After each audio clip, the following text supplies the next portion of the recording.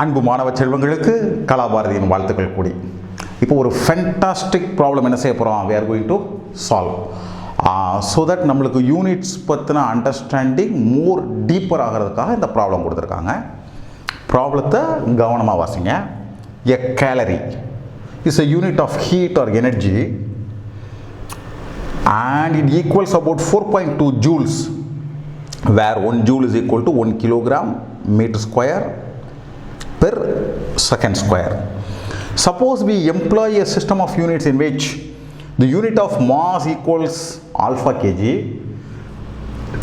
the unit of length equals beta meter, the unit of time is gamma second. Show that a calorie has a magnitude of 4.2 alpha raised to the power minus 1, beta raised to the power minus 2 and gamma raised to the power 2 in terms of the new units. So the kilogram meter second க்கு பதிலா units are replaced by alpha, beta, gamma with the relation shown. இப்போ உங்களுக்கு யூனிட்ஸை கையாளுறதை பற்றின அறிவு இன்னும் என்ன ஆக போகுது, டீப்பர் ஆக போகுது. இதை சார் எப்படி அணுகிறேன்னு பாருங்கள். ஆன்சர் வருது வராமல் போகுது, எப்படி இதை அணுகிறேன்னு பாருங்கள் பிள்ளைங்களா. That gives you strength. இங்கே பாருங்கள், ஃபஸ்ட்டு ஸ்டெப் போகிறேன். 1 கேலரி, ஒரு தகவல் மட்டும் சொல்லிக்கிறேன். கேலரினா முன்னாடி எனர்ஜிக்கு பயன்படுத்துகிற யூனிட்டு.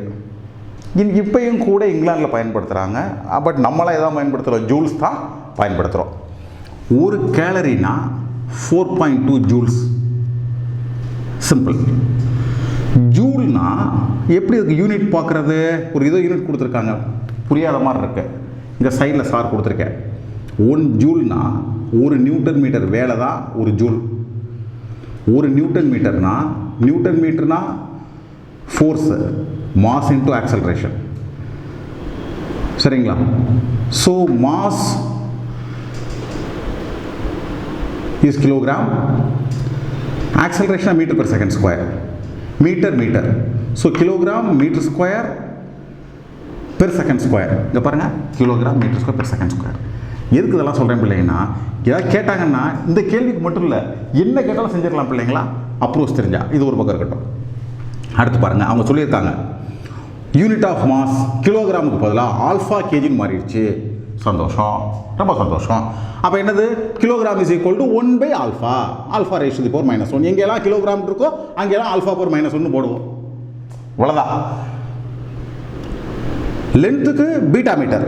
ஸோ ஒரு unit of length beta metre. அப்போ மீட்டர்னா 1 பை பீட்டா, எங்கெல்லாம் மீட்டர் இருக்கோ அங்கெல்லாம் பீட்டா பவர் மைனஸ் 1 போடுவோம். ஒரு யூனிட் ஆஃப் டைம்னா காமா செகண்ட், அப்படி தான் சொல்லியிருக்காங்க. Unit of second gamma second வச்சுக்கோங்க. அப்போ ஒரு செகண்ட்னா 1 பை காமா பவர் மைனஸ் 1. இதுதான் பிள்ளைங்களா அணுகுமுறை. இது பிள்ளைங்களுக்கு புரிஞ்சு போச்சுன்னா அவங்க என்னன்னாலும் டெஸ்ட் பண்ணி என்னமோ கேட்கட்டும் பிள்ளைங்களா, உங்களுக்கு ஒரு விஷயமே இல்லை. இப்போ நீங்கள் என்ன பண்ணுவீங்க, கிலோகிராம் இருக்கா அந்த இருக்குது, திருப்பி இங்கே எழுதியிருக்கேன், கேமரா மேலே இங்கேயும் போக வேண்டாம், இங்கே எழுதியிருக்கேன். Kilogram metre square divided by S square. அப்படின்னா கிலோகிராம்னா என்ன செய்வேன், நம்மளுக்கு தெரியும், alpha power minus 1. Metre square அப்படின்னா மீட்டர்னா பீட்டா பவர் மைனஸ் 1, மீட்டர் ஸ்கொயர்னா பீட்டா பவர் மைனஸ் 2. செகண்ட்னா நம்மளுக்கு தெரியும், காமா பவர் மைனஸ் 1. செகண்ட் ஸ்கொயர்னா gamma power minus 2, minus 1 square minus 2, மேலே போனால் மைனஸ் 2, மைனஸ் 2 மேலே போனால் ப்ளஸ் 2. இவ்வளோதான் பிள்ளைங்களா. பார்க்குறதுக்கு எப்படி தெரியுது, ஏதோ பயங்கர கஷ்டமான ப்ராப்ளம் மாதிரி தெரியுது. ஆனால் உண்மையில் என்ன கிடையாது, எந்த கஷ்டமும் இல்லை. ஸோ பிள்ளைங்க ப்ராப்ளத்தை அணுகிறது எப்படி அப்படிங்கிறத கற்றுக்கோங்க. புரியலைன்னா வீடியோவை கொஞ்சம் மறுபடி பாருங்கள். அதுக்கு மேலே சந்தேகம் இருந்துச்சுன்னா கமெண்ட் பண்ணுங்கள், சேனலுக்கு சப்ஸ்கிரைப் பண்ணுங்கள். உங்களை சுற்றி இருக்கக்கூடிய படிக்க ஆர்வம் இருக்கக்கூடிய ஆனால் படிக்க வாய்ப்பு மறுக்கப்பட்டிருக்கக்கூடிய பிள்ளைங்களுக்கு நம்ம சேனலை அறிமுகப்படுத்த பிள்ளைங்களா அதை செய்யுங்க. எல்லாரும் நல்லா படிக்கலாம், சரிங்களா, உலகத்தையே மாற்றலாம். உங்கள் அனைவருக்கும் கலாபாரதியின் அன்பு வாழ்த்துக்கள் பிள்ளைங்களா.